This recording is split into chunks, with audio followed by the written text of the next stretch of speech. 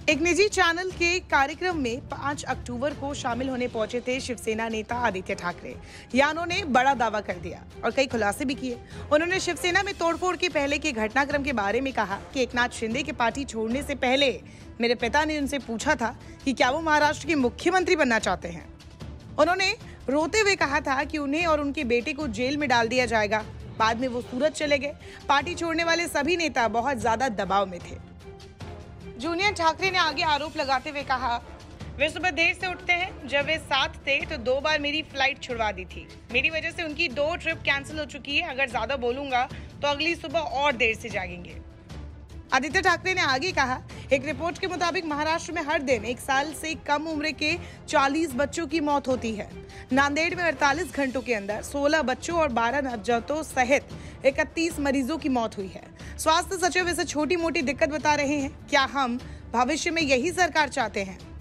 इसी दौरान उनसे इंडिया गठबंधन को लेकर भी सवाल किया गया।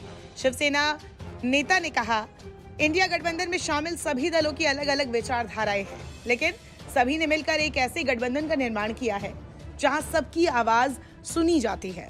कोई एक व्यक्ति सारे फैसले नहीं थोपता है। उन्होंने एनडीए गठबंधन पर निशाना साधते हुए कहा कि उसमें सिर्फ एक व्यक्ति ही सारे फैसले लेता है। वहां किसी की भी आवाज नहीं सुनी जाती और इंडिया गठबंधन की लड़ाई भी इसी विचारधारा के खिलाफ है।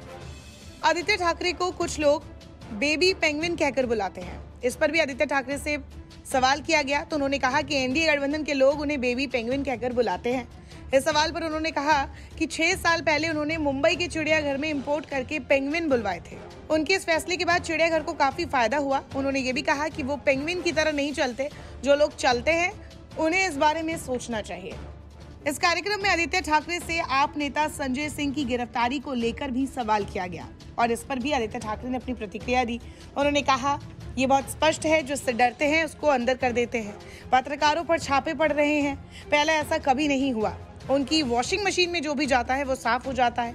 बाद में वो सीएम और डिप्टी सीएम बन जाता है। सारे कारोबार गुजरात जा रहे हैं, यहाँ तक कि विधायक भी गुजरात चले गए। ये अक्षम सरकार है।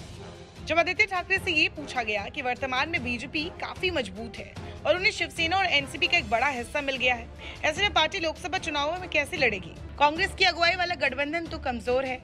इस सवाल के जवाब में आदित्य ठाकरे ने कहा, महाराष्ट्र के लोग उनके साथ हैं। आदित्य ठाकरे ने कहा, यही वजह है कि महाराष्ट्र सरकार बीएमसी मुंबई यूनिवर्सिटी में सीनेट के चुनाव भी नहीं करा रही है। ठाकरे ने कहा, 2 लोकसभा के उपचुनाव भी नहीं कराए गए। आदित्य ठाकरे से जब पूछा गया कि उनके लोग क्यों छोड़कर गए तो उन्होंने साफ कहा कि ये तो उनसे पूछा जाना चाहिए। उन्होंने कुछ ऐसा किया था कि उसको छुपाना था, इसीलिए वे गए। ठाकरे ने बीजेपी पर भी हमला बोला और कहा कि अगले चुनाव में बीजेपी किसे दोष देगी।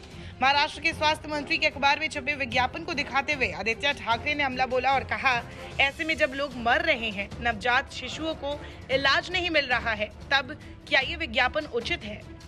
जब आदित्य ठाकरे से पूछा गया कि शिवसेना अब पहले जैसी नहीं रही तो उन्होंने कहा, हमने हिंदुत्व से कोई समझौता नहीं किया है।